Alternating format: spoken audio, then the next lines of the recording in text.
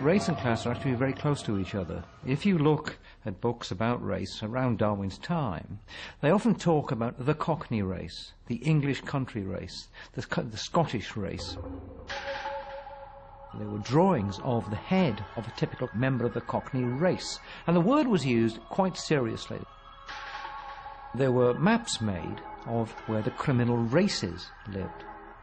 These were the rookeries. This was the East End, the melting pot of all the horrors that were going to go out and infect the rest of the population.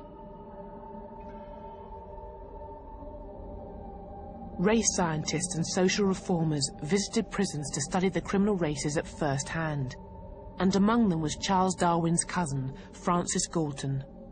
Galton was terrified by the fact that the underclass were reproducing faster than the middle classes. Darwinian law had, it seemed, been turned on its head. The least fit were surviving. Reversing this situation became his mission. Darwin had looked backwards. Where had we come from?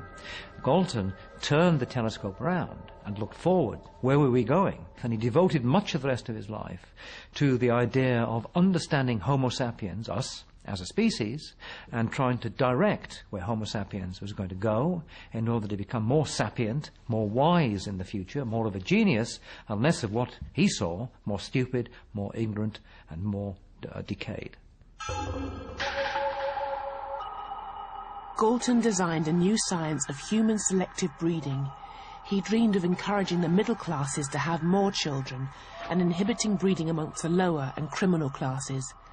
And he named his new science eugenics. In the last decades of the 19th century, it became widely respected, attracting an array of high-profile supporters. They included many of the great figures of the late 19th, early 20th century, people like George Bernard Shaw, H.G. Wells, Winston Churchill, all of them absolutely convinced eugenicists.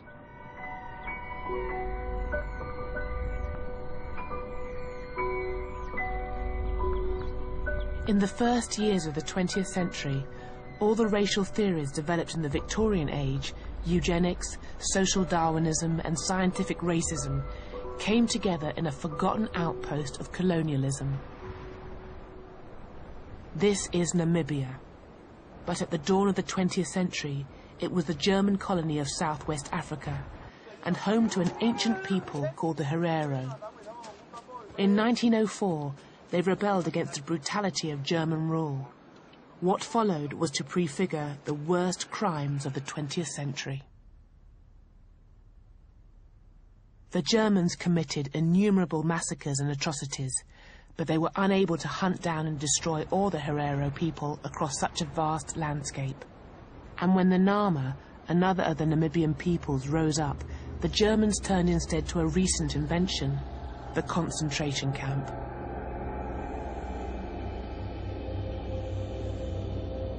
In these camps, the Herero and Nama were imprisoned and enslaved.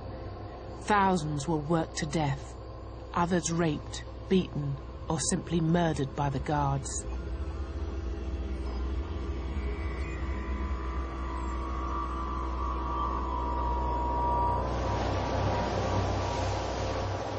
The most infamous and deadly of the camps was at a place called Shark Island. Shark Island was established for the express purpose of killing people. Anybody placed on that island, everybody knew they were going to die. People knew that, the German officers knew that.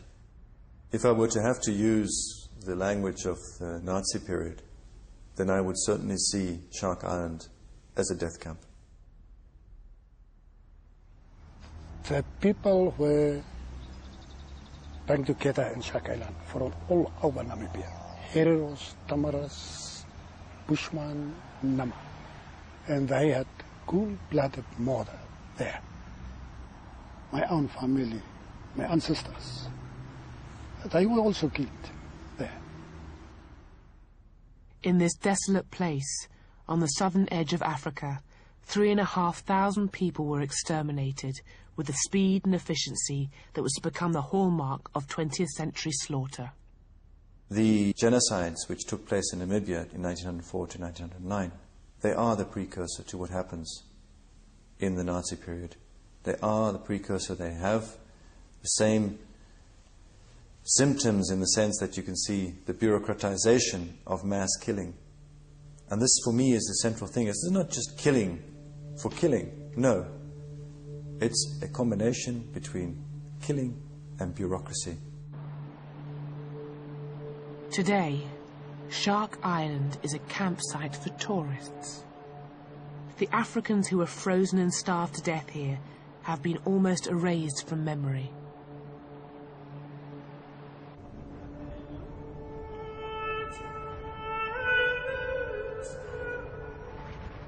But a century after the Namibian genocide, the true horror of what happened on Shark Island is beginning to re-emerge.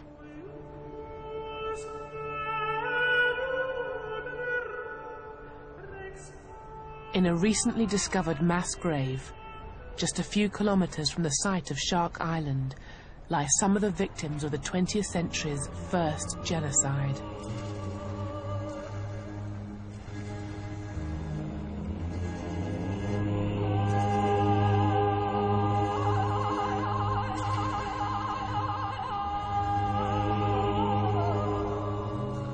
Other victims were denied even the meager dignity of a mass grave. They became the raw material of racial science.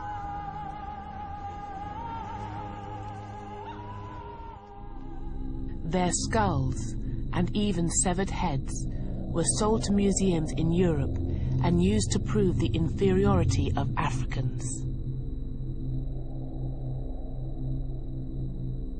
The trade in skulls was so accepted that it was even depicted on a postcard.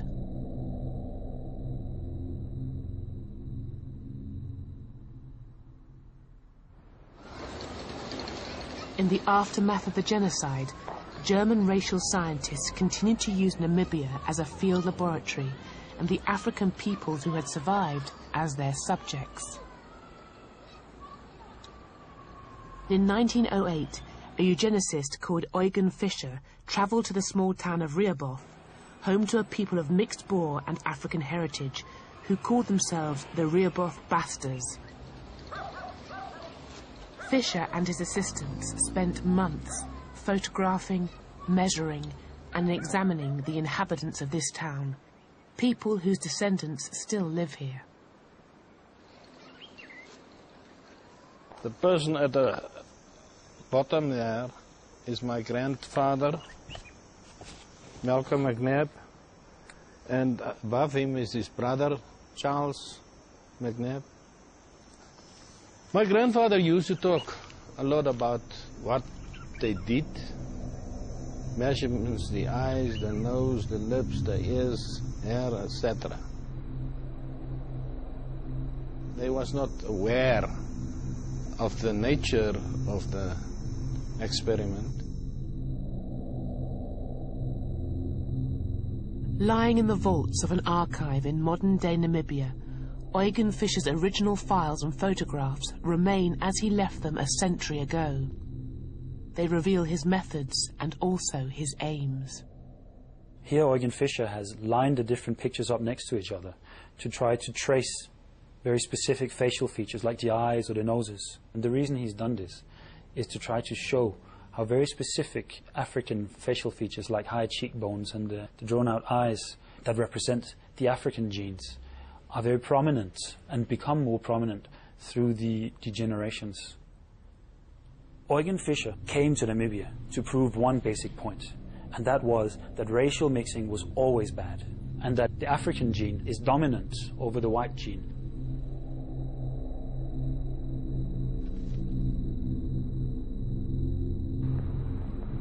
Fischer's work in Rehoboth sealed his reputation as one of Germany's leading racial scientists.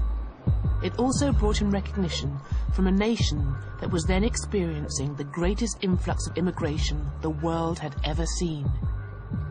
In the first years of the 20th century, the ethnic makeup of America was being transformed as millions of immigrants poured into her great cities.